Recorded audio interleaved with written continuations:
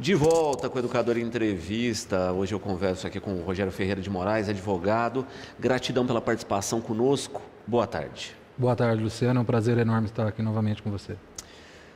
Rogério, a gente observa aí, não é, que infelizmente a criminalidade ela se adequa às novas realidades. Sim. No passado a gente noticiava muito de golpes, mas de golpes presenciais, né? Tinha o famoso golpe do bilhete premiado, entre tantos outros. E agora a gente vê esses golpes migrando para plataformas online e infelizmente cada vez com mais vítimas. Sim, infelizmente o crime ele vai se adequando, né?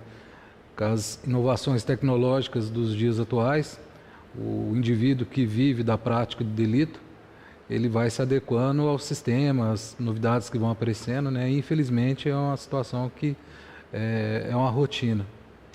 E de fato, né, a gente viu um período transitório aí que o telefone era muito usado em golpes, né? Ainda um pouco não é?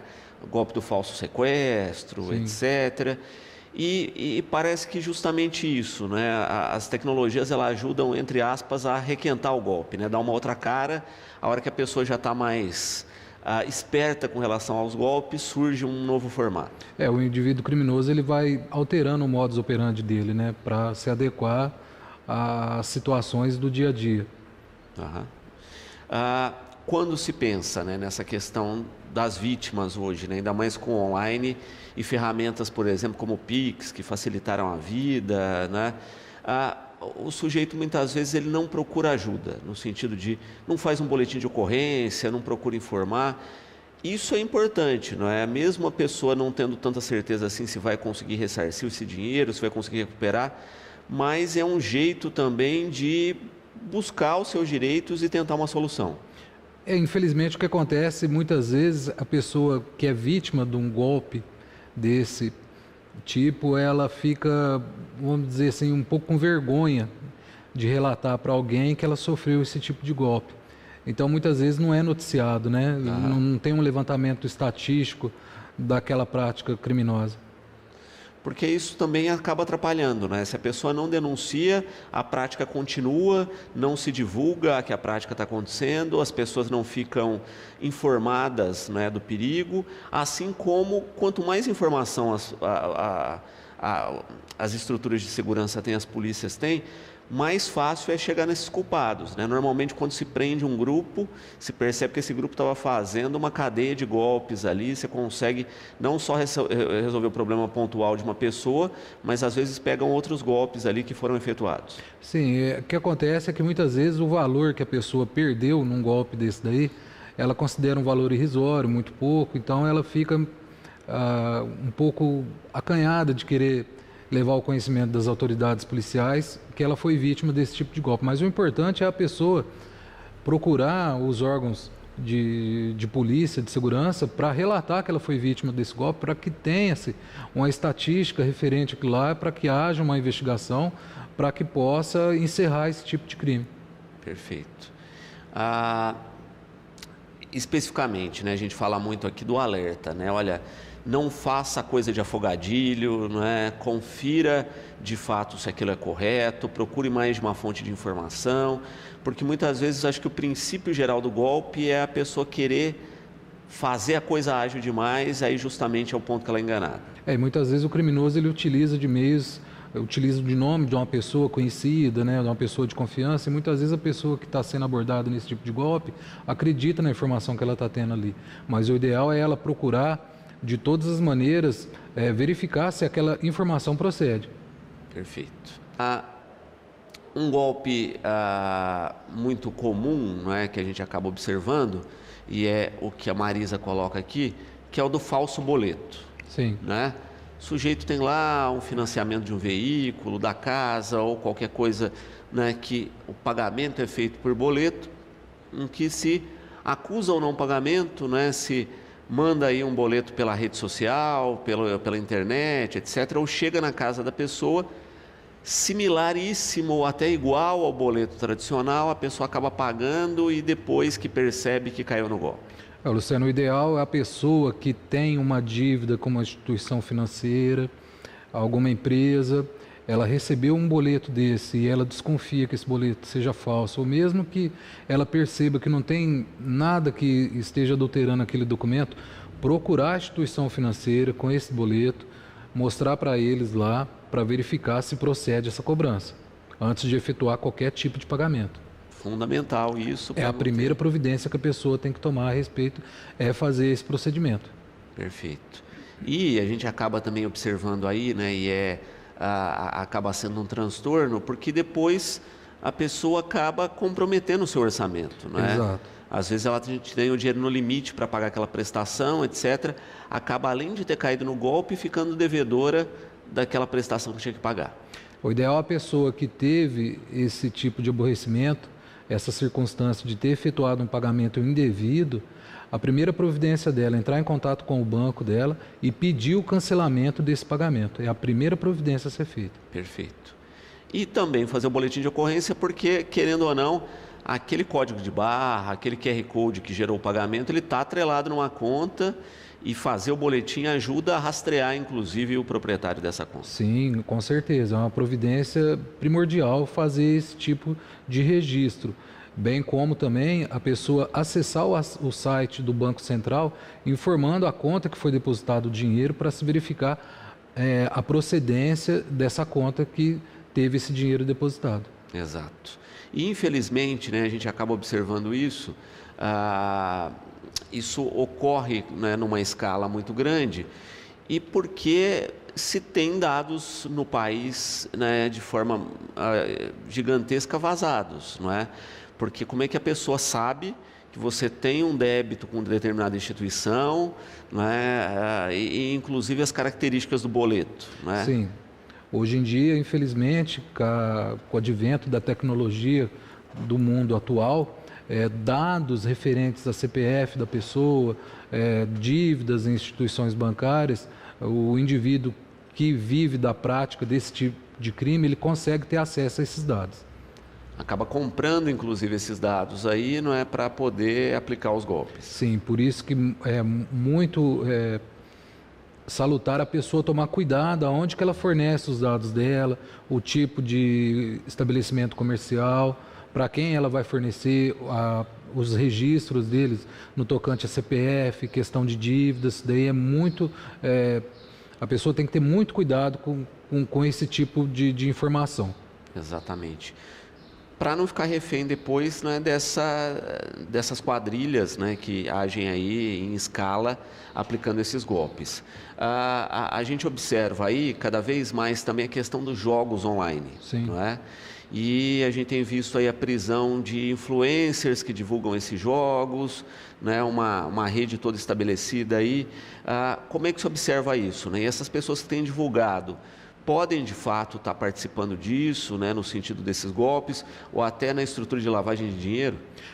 A investigação, né, está em transcorrer, então, com certeza, algum tipo de indício os órgãos policiais devem ter para poder proceder da maneira que foi feita toda a prisão, né, das pessoas envolvidas com essa prática de crime. Perfeito. E de fato, né, quando a gente fala de jogo de azar, é justamente por isso, né? Porque a única certeza que a gente tem é que quem ganha é a banca. Sim. Não é? Nos jogos tradicionais que a gente já tem, como loterias, etc., a gente vê isso, não é? Mas ainda assim, você tem um limite, né? Você tem uma causa social lá implementada. Exato. Quando a gente vê nessa questão do online, você não sabe a procedência, quem organiza aquele tipo de jogo, para onde esse dinheiro vai, não é? Então, além de tudo, a gente tem aí e além dos jogos que estimulam o sujeito a jogar cada vez mais, né? É quase uma dependência. Sim, é importante você levantar essa questão porque ontem saiu uma decisão judicial que no estado de São Paulo alguns sites foram bloqueados e eu acredito que isso deva ser uma decisão que vai pegar no Brasil todo, na questão desses sites de apostas, que a gente vê hoje, infelizmente, muitas pessoas até de uma classe social assim, mais baixa, que gastam o pouco do dinheiro que tem nesses sites de aposta, né? E acaba gerando, inclusive, um problema de saúde porque a pessoa fica dependente da prática de jogo online, ela não consegue se livrar daquilo ali. Então, o pouco dinheiro que ela tem, ela gasta tudo em site de aposta. Exato. E aí a gente vê muitas vezes o papel do influencer aí, que não é, se coloca jogando, mostra que ganhou. Exato. E a gente sabe que isso não procede, não é? Estimulando as pessoas a jogarem e, de fato, a perder o seu dinheiro. Sim, faz uma divulgação de um produto, né, que infelizmente acaba causando um dano à pessoa, se a gente for verificar. Perfeito. Rafael aqui parabenizando pela pauta e colocado o seguinte, né? Quando se pensa, né, na rotina aí desses golpistas, como é que é feita a questão da constatação desses golpes, né? É a questão bancária, são depoimento das pessoas, e ele pergunta aqui, muitas vezes as pessoas não usam, infelizmente, laranjas para tentar preservar o seu nome? A questão para se levantar a prática desse tipo de delito, primordial tem que partir da vítima. Se a vítima não se manifestar, não tem como haver uma investigação. Então, a vítima ela tem que prestar conta do golpe que ela sofreu, levar os órgãos policiais para que haja uma investigação a respeito, proceder toda a cautela. Se recebeu mensagem pelo WhatsApp, tirar print das conversas, levantar os órgãos, trazer a informação aos órgãos como o Banco Central, a instituição financeira que ela sofreu o golpe. Isso daí tem que partir primordial da vítima que sofreu esse tipo de crime. Perfeito. Júlio aqui também parabenizando aí pelas colocações e falando da questão, não é, de se ressarcir valores, etc. Os bancos têm alguma responsabilidade quando a própria estrutura bancária é utilizada nesses golpes? Se não houve por parte da instituição bancária verificação a respeito daquela transação financeira, ela pode ser responsabilizada, sim. Então tem essa questão, né? Principalmente quando se constata que os dados vazaram da instituição financeira. Exato. Perfeito. Quando se pensa, né, também na questão da própria Receita Federal hoje, né? Existe aí um golpe ligado à Receita, em especial dos leilões da Receita, né? A pessoa recebe lá informações de um leilão, e quando se percebe isso aí é tudo falso, né? Não existe. Como é que ficam esses casos? O ideal é a pessoa que recebeu esse tipo de informação procurar a Secretaria da Fazenda para verificar se procede esse tipo de informação. É a primeira providência a ser tomada. E lembrar também que os pagamentos pela Receita são sempre feitos via DARF, né? Nunca depósito, transferência, PIX, etc. Não, o órgão do Estado ele não se manifesta dessa maneira. A pessoa tem que fazer o recolhimento mediante essas guias.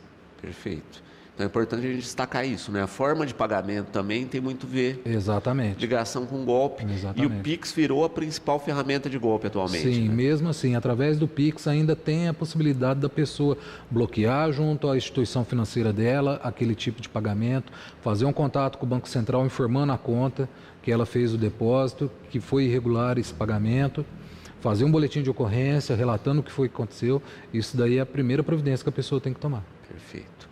Claudineia colocando aqui, olha, recebi um boleto, né? Estou na dúvida se é verdadeiro ou não. Como é que eu procedo? Procurar a instituição financeira responsável pela geração desse boleto. Se ele vem lá estipulado o nome da instituição financeira, banco tal, ela procura esse banco para verificar se esse boleto é verdadeiro. Perfeito. Aí sim vai ter a tranquilidade de fazer o pagamento ou não. Sim. Né? Já é uma garantia a mais aí e, de fato, tem que se tomar muito cuidado na rotina desses pagamentos para não cair em mais golpes. Também a Ana Luísa colocando aqui, né? A gente falava de tecnologias e até de uma questão que a gente falou aqui durante o intervalo, que é a bendita da inteligência artificial, que é muito útil, mas que hoje já simula a voz da pessoa, né? Daqui a pouquinho imagem também, e ela fala exatamente dos cuidados, em especial com as pessoas mais idosas, não é? Porque antes era só uma mensagem, hoje é a voz do filho ou da filha pelo telefone e a pessoa acredita mesmo que é o familiar que está falando.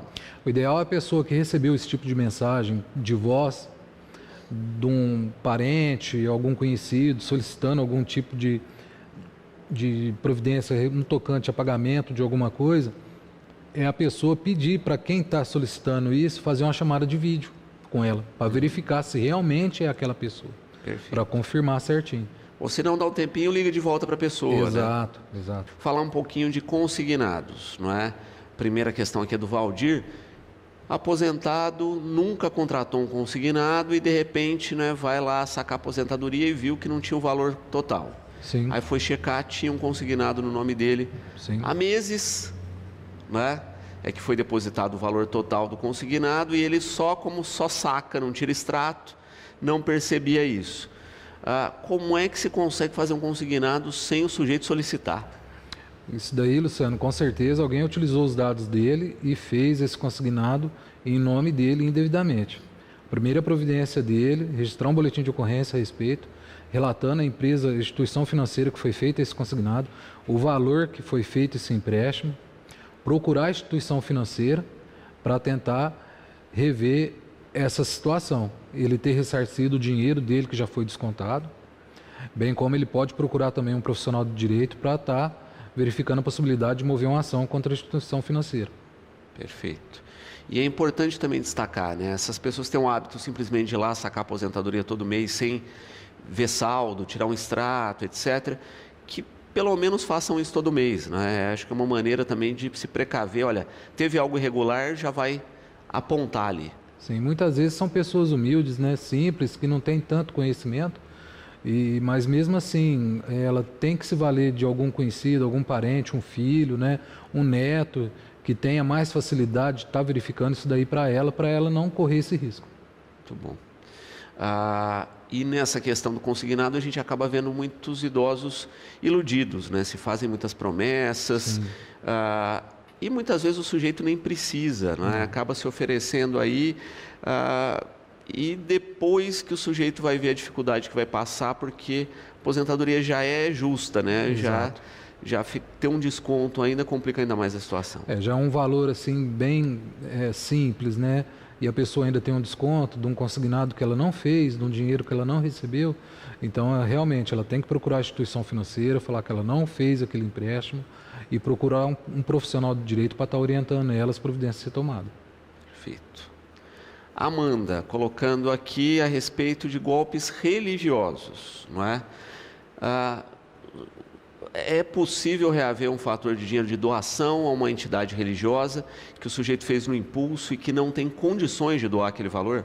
Sim, ela pode estar procurando um profissional de direito para orientar ela, as providências a serem tomadas nessa questão também. Ela pode... se ela se sentiu prejudicada, ela tem todo o direito de estar procurando reaver esse dinheiro que foi doado. E, infelizmente, acontece com Sim. uma certa regularidade. Exato. Principalmente pessoas mais pobres, né? Uma pessoa que não tem tanto discernimento de certas situações, né? Acaba acontecendo isso daí. Ela acaba sendo vítima desse tipo de situação. Tem que se tomar cuidado também aí para não se prejudicar.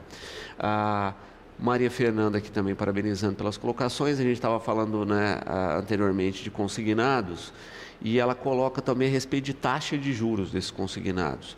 Existe um limite? Como é que funciona isso? Né? Porque muitas vezes o golpe está nessas taxas. Sim. A pessoa que realizou um empréstimo consignado para desconto em folha de pagamento ou ela pagar através de um boleto na instituição financeira de preferência dela, ela, primeiro de tudo, ela tem que verificar o que está sendo acordado no contrato. Se ela tiver a noção de que o juro que está sendo cobrado é muito expressivo, ela pode estar procurando uma outra instituição financeira que ofereça um valor de juro mais baixo para ela. Mas mesmo assim, que depois que ela tenha feito esse consignado, ela venha pagando e está verificando que o juro que está sendo cobrado está muito elevado, ela pode estar pedindo uma revisão desse contrato junto à instituição financeira. Geralmente, hoje em dia, é no patamar até no valor de 30% do valor do benefício que a pessoa recebe, ou que ela pode ter... que ela tem o direito. O desconto, que pode até no valor de 30% do que ela recebe. Mais do que 30% já está irregular. Exato, aí. Já está irregular. Perfeito. Né? Então você pode até parcelar isso a mais, né? Exato. Mas nunca tirar o valor, extrapolar acima dos 30% do valor do benefício que ela recebe, não pode ter essa dívida. Perfeito. E a gente viu isso, né? Pessoas que tinham mais de um consignado, né? Fez um com 10%, Exato. fez outro com 5% e aí vai somando consignados. O ideal seria ela procurar um profissional de direito para estar verificando os consignados que ela tem descontado no benefício dela, para verificar se a quantidade do juro ultrapassou aquele valor descontado. Perfeito. Se ultrapassar, tem que chegar na Tem. margem Exato. Ela tem o direito à revisão. Perfeito. Sanar aí de qualquer maneira. Ainda com relação ao volume de golpes sofrido hoje pela população, né? O Arthur perguntando aqui, né? Antigamente a gente tinha muitos golpes diretos relacionados à integridade das pessoas, né? No sentido aí do falso sequestro, etc. Hoje esses golpes caíram e acabam entrando na rotina financeira mesmo das pessoas, né? Taxa de juro exorbitante, e muitas vezes a pessoa nem se dá conta que está sofrendo um golpe, que está sendo lesada. O advento da tecnologia, conforme vai alterando, o indivíduo que pratica crime, ele também vai se moldando ao que vai acontecendo no dia a dia das pessoas. Então ele verifica lá que hoje em dia está tendo essa facilidade de aplicar esse tipo de golpe pelos meios de informática, ele vai prender para esse lado aí também. Perfeito. E, entre aspas, é isso, né? Uma coisa que demora mais para o sujeito se dar conta, demora mais para cair nos meios de investigação e meios policiais. Exato. Então, o sujeito fica ileso aí com a sua criminalidade por mais tempo e arrecadando muito mais, se bobear. Por isso, a importância da pessoa que sofreu esse tipo de crime estar registrando o fato para poder ser feita a investigação e a apuração do que aconteceu. Exatamente, porque se ela não denuncia, amanhã um familiar pode ser vítima também, uma pessoa próxima. Sim.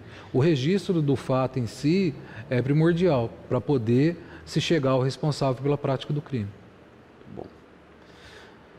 Marta aqui também parabenizando pela pauta, né, e colocando justamente essa questão hoje de volta aí na questão dos jogos. Muitas vezes que até crianças e adolescentes utilizando contas dos pais nesse tipo de ferramenta. Infelizmente tem ocorrido. Sim, infelizmente é uma situação que não é uma prática que a gente observa que é corriqueira, infelizmente. Né? E, de fato, esses jogos são regularizados no país? Essa questão, né? Estava em discussão no Congresso. Se ainda não tem uma regularização, né? E essa é uma brecha da nossa lei, né? Se não tem regularização, pode, né? É uma dificuldade. Por isso que ontem saiu uma decisão judicial proibindo esse site de aposta no estado de São Paulo. E com certeza no Brasil daqui a alguns dias. Porque enquanto isso não tiver regularidade, não tiver normas, etc., de fato não deveria poder funcionar. Exatamente.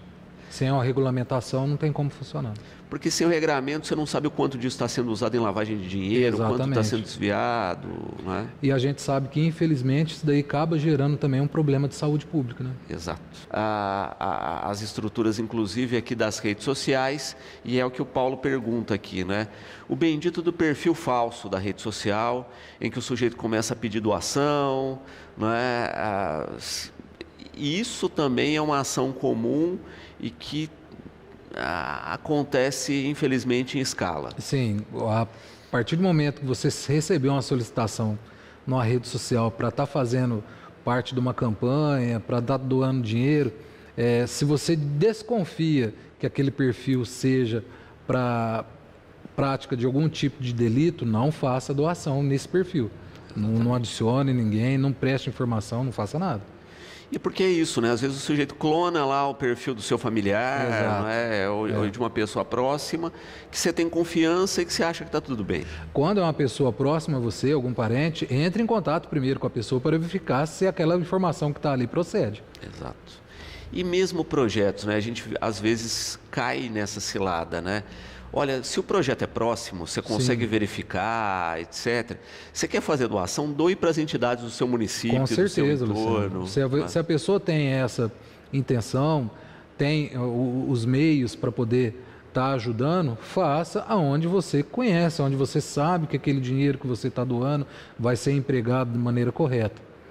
Porque, infelizmente, a gente acaba vendo isso, né? Na época das grandes tragédias, né? Como aconteceu no Sul, etc., a gente viu também isso, né? Até prisão de influencers que estavam fazendo vaquinha e estavam repassando só parte do valor e não o valor integral. Se você for fazer a doação de algum valor ou algum tipo de mercadoria para uma determinada situação, como ocorreu no sul do Brasil, faça para uma instituição que você conhece. Porque senão é isso, né? Você acaba se mobilizando, Exato. juntando pessoas, doando para nada. Exato. Né? Você vai ver o dinheiro que você efetuou, ou a doação, ou a mercadoria que você quis doar, desviado para alguma outra finalidade. Igor, colocando também nessa questão, né, de utilizar de tragédias para movimentação financeira, né?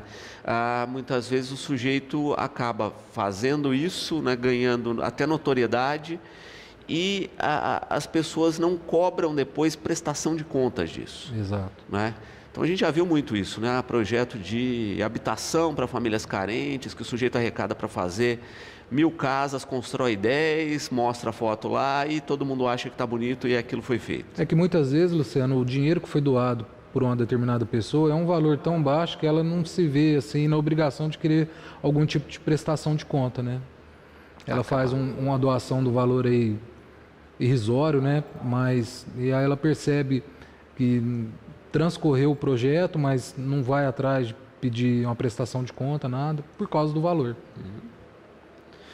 Bia, que também numa coisa comum que tem ocorrido nas cidades, né, que são os golpes mais locais, que é o sujeito que anuncia um móvel, um eletrônico, algo à venda, né, a um preço muito acessível, né, muito próximo, e que a pessoa faz contato lá pela rede social e que ele fala o valor e mais um valor de entrega para deixar com a pessoa efetiva o pagamento e nunca mais. Não, o ideal é a pessoa, se ela tem interesse de adquirir algum tipo de produto por meio de rede social que for na cidade dela, ela é visitar a pessoa que está oferecendo aquele produto para verificar se realmente tem esse produto, a origem desse produto é ilícita, para depois estar efetuando qualquer tipo de pagamento.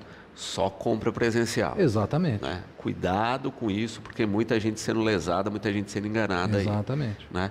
E você coloca bem isso, né?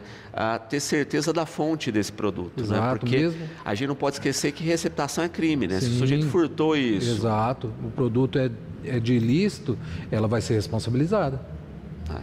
E não tem choro, né? Falar que não sabia. Para ela conseguir provar que ela adquiriu o bem, produto de ilícito de boa fé, ela vai demandar um bom trabalho de um advogado para ela. No mínimo aí vai gastar com processo. Exato, E com todo vai o ter uma dor de cabeça bem grande. Perfeito. E de fato isso tem ocorrido muito, né? As pessoas efetivam esse pagamento e depois acabam não recebendo aí o recurso. Exato. Por isso da importância da pessoa estar verificando em loco se aquele produto realmente é o que está sendo anunciado, a origem desse produto, a pessoa que está vendendo, se é uma pessoa idônea, para depois estar fazendo qualquer tipo de transação financeira com ela. Magda também colocando uma coisa importante aqui com relação às transações financeiras, né? Olha, tenho aí um processo aí de consignado com taxa de juros menores para transferir sua conta ou sua dívida para outro banco, mas que é necessário você fazer um depósito. Isso já é furada, né? Isso daí a pessoa tem que tomar muito cuidado, de preferência procurar a instituição financeira que está ofertando esse tipo de produto para ela pessoalmente. Porque é isso, né? Se te exige um valor financeiro para abater sua dívida ou qualquer coisa numa transferência aí de agência ou de instituição financeira, você já sabe que pode ser... Tem uma grande possibilidade dela estar sendo enganada. Enganada, exato. Perfeito. E a pessoa pode ser enganada também nisso, né? Num acréscimo de parcelas, num acréscimo de taxa de juros, sem perceber. Se ela já vem pagando um empréstimo em determinada instituição financeira e ela percebe que teve um aumento na parcela, um aumento no juro, ela tem que procurar a instituição financeira para saber o que está acontecendo. Se não teve diálogo, se não teve autorização, está errado. Está errado. Muito bem. Matheus também parabenizando pela pauta aí nessa questão dos golpes e falando um pouquinho a respeito das compras online, né? Hoje em dia as pessoas compram de todo mundo, etc. E muitos de sites internacionais, né? O sujeito compra um celular e recebe um tijolo, né? Se o site não tem representação no Brasil, não tem contato, é prejuízo para o consumidor. Por isso, da importância da pessoa estar efetuando uma compra num site que for da confiança dela, que ela já tenha comprado algum produto ou alguém conhecido de confiança dela tenha comprado, tenha recebido o produto, tudo correto, para poder estar fazendo a compra nesse site. Mesmo que ela pague um valor um pouco mais um valor um pouco mais alto Sim. do que o outro que está sendo ofertado para ela, mas pelo menos ela não vai ter dor de cabeça, vai receber o produto certo, vai ter o pagamento dela efetuado de maneira correta, ela não vai ter aborrecimento nenhum. Exatamente. Porque senão acaba comprometendo até o sonho do sujeito, né? Sim. Queria comprar determinado produto, guarda ali, compra e não recebe. Exatamente. Ou, né, como coloca aqui a Rose, né, recebe uma versão do produto, né, ou um similar que não é tão bom, ou o que a gente acaba vendo muitas postagens na rede social de miniaturas, né? O sujeito acha que comprou uma cadeira e chega uma miniatura. Apesar que hoje em dia a maioria dos sites de venda online, a pessoa ela tem a possibilidade de pedir um reembolso da compra que ela efetuou. Né? O site ele só vai pagar o produto depois que a pessoa recebeu o produto para verificar se realmente é aquele lá mesmo, para ele estar autorizando o pagamento do produto. Se ele perceber que não é o que ele comprou, ele tem o direito de pedir o reembolso. Exato. Que é o que funciona no país, né? Você tem na legislação o direito da troca, né? Até uma troca, reembolso, etc. No internacional você não tem essa segurança. Por isso da importância dela estar procurando um site de confiança para estar efetuando a compra desse produto. Exato. Né? E sem esquecer hoje, né, que a gente tem o filtro aí de receita, né? Exato. Às vezes comprei barato, mas cai na alfândega, vai ter sobretaxa aí de imposto. Apesar que hoje em dia a maioria das compras que você faz que tem circunstância do produto ser de origem internacional, ele já vem estipulado no preço dele lá a quantidade de imposto que você vai pagar. Então já sabe você já compra já sabendo desse regramento exatamente. Aí para não ter essa dor de cabeça depois, né? Às vezes até isso, você recebe o comunicado lá da Receita da alfândega, né, para efetuar o pagamento daquela taxa, exatamente. Mas você já está preparado para isso, né? Alguns sites já recolhem a taxa e já fazem o pagamento, outros já vem, só te informam. Alguns já vem embutido, né, o valor dos impostos, né, no pagamento do produto, outros a pessoa já vai ser informada que vai ter taxas a pagar quando do recebimento desse produto. A Miriam, né, perguntando, olha, busquei a instituição, não consegui solucionar, fiz boletim de ocorrência, também não solucionou. Qual é o caminho? Buscar um advogado? A situação dela, se for um empréstimo consignado, alguma coisa que ela teve, algum contrato que foi feito indevidamente, ela tem que procurar um advogado para poder estar esclarecendo para ela o que pode ser feito. Perfeito. Infelizmente a gente vê isso, né? Os órgãos de conciliação como o PROCON ou instituições que ajudam nesse sentido, nem sempre conseguem sanar todos os casos e aí tem que se judicializar. Né? Sim, a importância da pessoa estar procurando um amparo do Poder Judiciário para poder estar tendo o direito dela revisto, né? Fundamental para não se comprometer futuramente. Sim, exato. Otávio aqui, né, também parabenizando pela pauta e colocando nessa questão, né? Olha, ele teve um problema de negativação em função disso, né? Um pagamento por mais de 3 meses fez o pagamento de boleto de um financiamento que ele tinha e só no 3º mês descobriu que o boleto era falso. Ou seja, estava em dívida lá com a instituição que não mandou cobranças de não pagamento, né? Ou seja, quando se atrasa, você acaba recebendo um aviso e tal. Por 3 meses ele não recebeu o aviso. Aí ele pergunta até que ponto as instituições não estão comprometidas também com esses golpes. Por isso da importância dele estar procurando um profissional do direito para estar verificando a situação, como se deu a situação e se houve algum tipo de responsabilidade por parte da instituição financeira.